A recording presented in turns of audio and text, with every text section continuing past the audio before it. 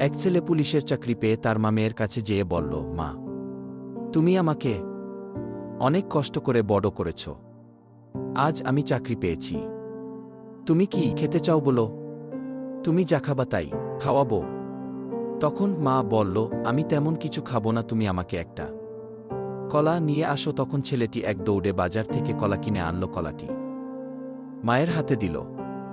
তখন মা বলল, কলাটা তুমি বুকের উপর রেখে ঘুমাও।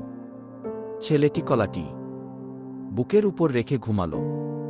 ঘুমের মধ্যে ছেলেটার কলা পিঠের নিচে পড়ে চেপ্টা হয়ে গেল। ঘুম থেকে উঠে দেখে কলাটি চেপ্টা হয়ে গেল। ছেলেটি মাকে বলল, মা তুমি দাঁড়াও, আমি এখনই তোমার জন্য কলা নিয়ে আসছি। মা বলল, কলা তোমাকে আর আনতে হবে না। তুমি যখন অনেক ছোট ছিলা তখন তোমার শরীরের যখন মজবুত হয়নি, তখন আমি তোমাকে বুকের উপর নিয়ে শুয়ে থাকতাম। আমি তো তোমাকে চেপ্টা করে ফেলিনি। তাহলে কিভাবে তুমি আমার চাওয়া পূরণ করবা বল?